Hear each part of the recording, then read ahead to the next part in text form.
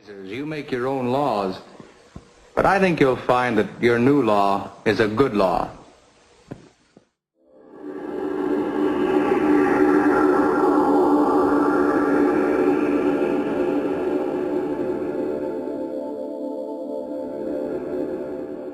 Gaining control of this Middle East Central Asian region, knocking down any obstacles, whether they be in the form of anti-U.S. movements or states such as Iraq, Iran, Syria that weren't firmly under U.S. control.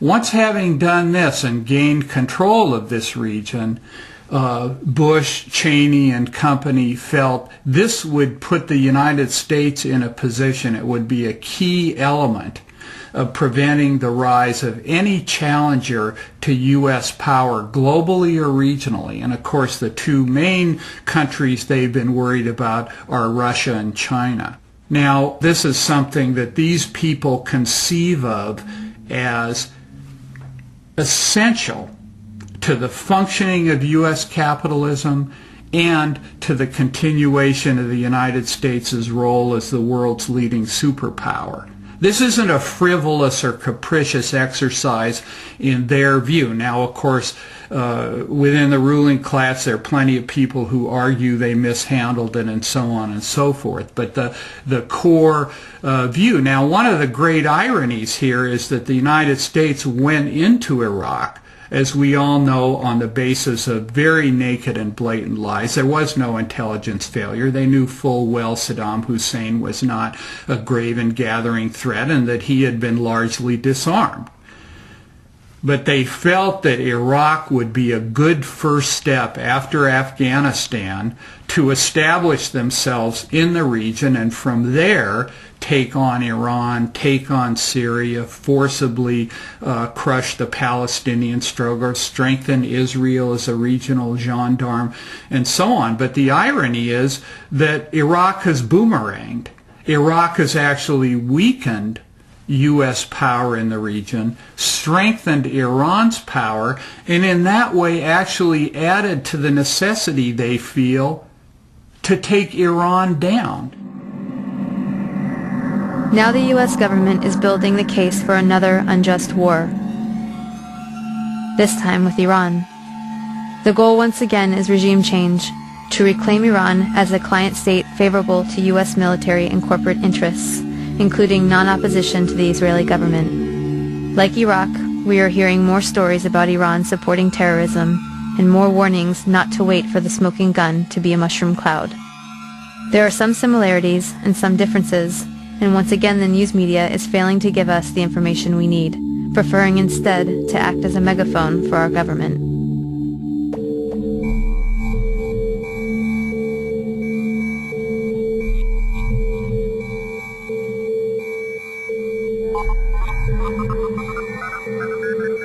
You know, it's really important as a first step towards preventing war on Iran that people keep in mind as they hear any rhetoric that's pushing towards war to have a skeptical eye.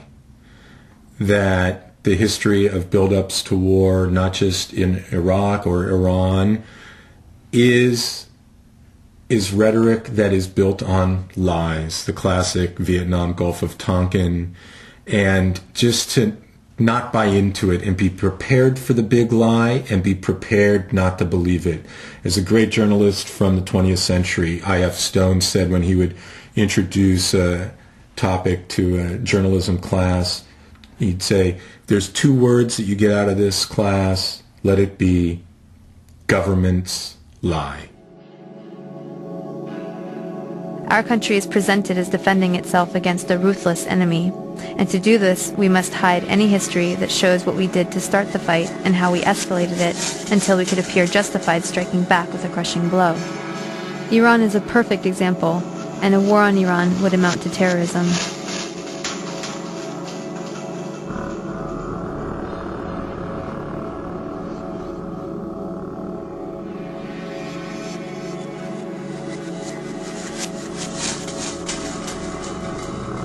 Our second goal is to prevent regimes that sponsor terror from threatening America or our friends and allies. with weapons of mass destruction. Iran aggressively pursues these weapons and exports terror, while an unelected few repress the Iranian people's hope for freedom. States like these and their terrorist allies constitute an axis of evil, arming to threaten the peace of the world. Iran is being positioned as the next front in the global war on terror. Despite the PR campaign to convince us otherwise, the U.S. government does not place a high priority on preventing terrorism.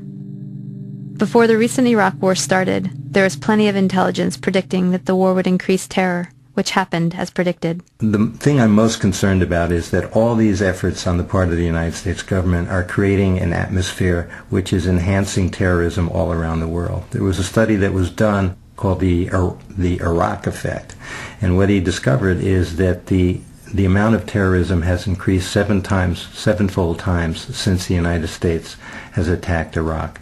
Terrorism all around the world, and that's gonna be one of the effects if the United States attacks Iran. The constant threat of an enemy gets hardliners the support of the population. Remember how most Americans felt on 9/11. I can hear you, the rest of the world hears you, and the people who knock these buildings down will hear all of us soon.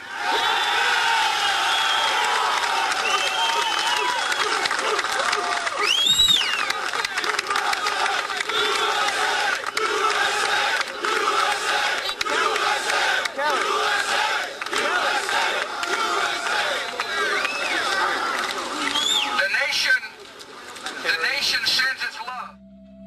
When a country is at war, it needs a strong leader who will not appease its enemies.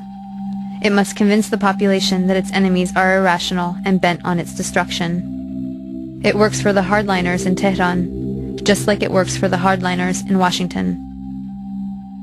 This brings us to Ahmadinejad, the much maligned, ultra-conservative president of Iran.